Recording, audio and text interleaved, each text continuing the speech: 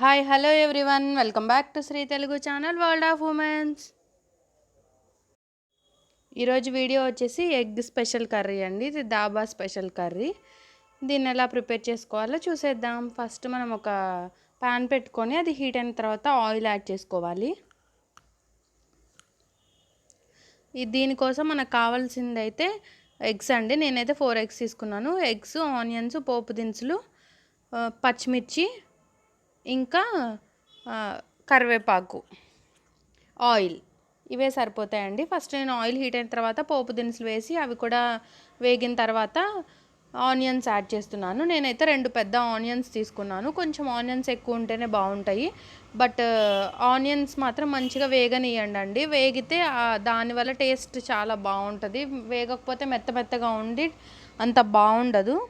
అవి కొంచెం ఒక 2-3 మినిట్స్ వేగిన తర్వాత సాల్ట్ ఇంకా పసుపు యాడ్ చేశాను. సాల్ట్ యాడ్ చేయటం వల్ల ఇంకా కొంచెం ఫాస్ట్గా మగ్గుతాయి కదా, సో అందుకని ఆనియన్స్లో సాల్ట్ యాడ్ చేశాను అనమాట. ఇంకా అవి వేగిపోయిన తర్వాత కారం కూడా యాడ్ చేశాను. నేను 1.5 స్పూన్ కారం యాడ్ చేశాను. మీ టేస్ట్కి తగ్గట్టు సాల్ట్, కారం తీసుకోండి.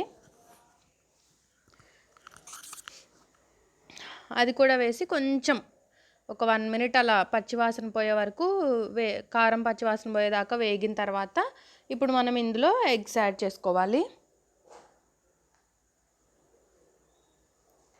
ఎగ్స్ని మీరు కార్చుకున్న తర్వాత అసలు కదిలించకూడదండి. ఇదే ఈ ఎగ్ కర్రీలో స్పెషల్ అనమాట. ఆల్రెడీ తెలిసే ఉంటుంది కొంతమందికి.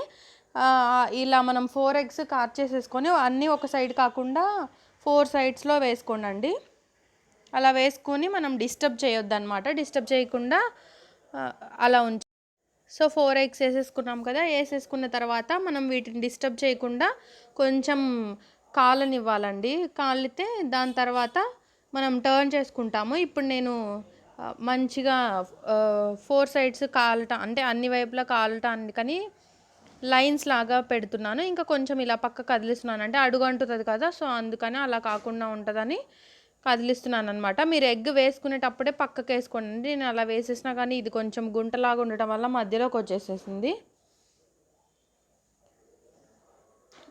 ఇది కొంచెం ఆమ్లెట్ టైప్లో ఉంటుందండి, బట్ మనకు అన్నంలో కూడా మంచిగా కలుస్తుంది, టేస్టీగా కూడా ఉంటుంది.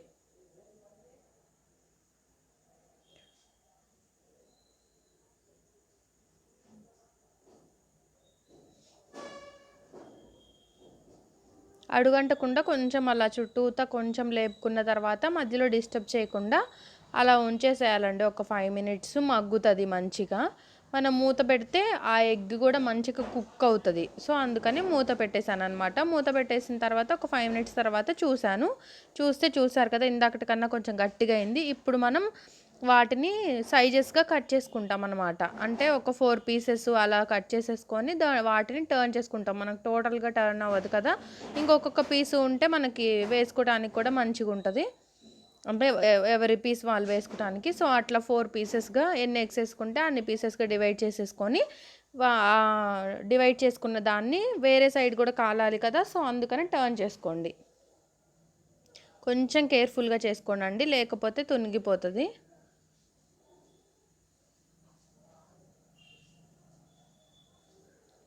సో చూసారు కదా, వెనక సైడు మంచిగా వేగింది. ఇటు సైడ్ కూడా మనం అలాగే వేయించుకుంటే రెడీ అయిపోయినట్టే.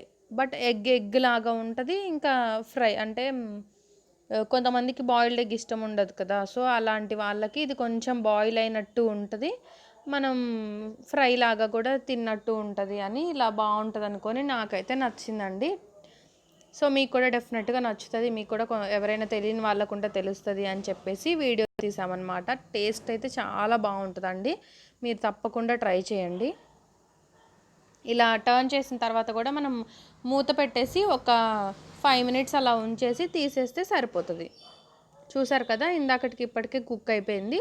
ఇంకెక్కడైనా మీకు మంచిగా ఉడకలేదు అనిపించినప్పుడు టర్న్ చేసుకొని ఇంకొక 2-3 మినిట్స్ ఉంచితే సరిపోతుంది.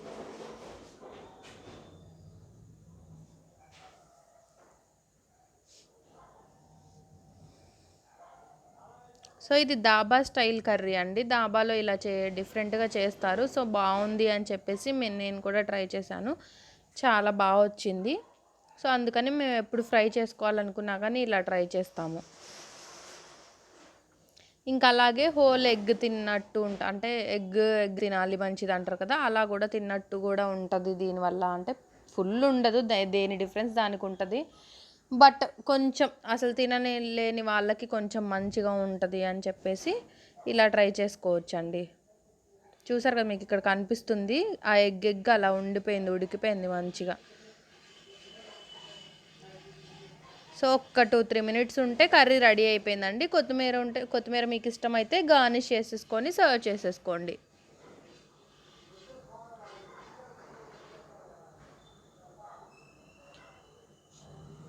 చాలా టేస్టీగా ఉంటుందండి. తప్పకుండా ట్రై చేసి ఎలా వచ్చిందో నాకు కామెంట్ బాక్స్లో కామెంట్ చేసి చెప్పండి. అలాగే ఈ వీడియో కనుక మీకు నచ్చితే లైక్ చేయండి, మీ ఫ్రెండ్స్ అండ్ ఫ్యామిలీతో షేర్ చేసుకోండి.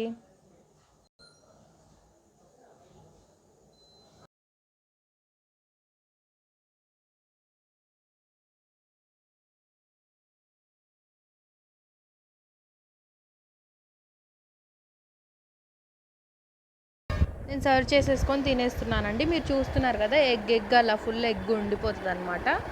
సో అలా కొంచెం డిఫరెంట్ రెసిపీ అని మీతో షేర్ చేసుకుంటున్నాను. మీరు నా ఛానల్ని ఒకవేళ కొత్తగా చూస్తుంటే సబ్స్క్రైబ్ చేసుకోండి. Thank you friends, thanks for watching. See you in the next video. Take care.